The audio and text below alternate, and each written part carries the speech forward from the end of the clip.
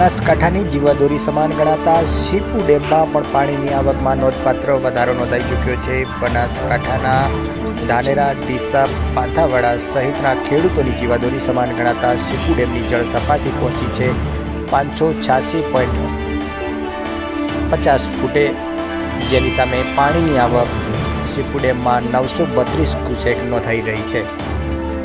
જોકે શીપુ ડેમની ભયજનક સપાટી 611 ફૂટ છે, જેની સામે હાલમાં શીપુ ડેમમાં પાણીની જળ સપાટી 586.48 ફૂટે પહોંચી છે।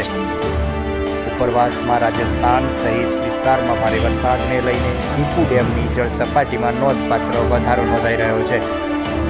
જોકે શીપુ ડેમ હાલમાં 20% જેટલો ભરાઈ ચૂક્યો છે।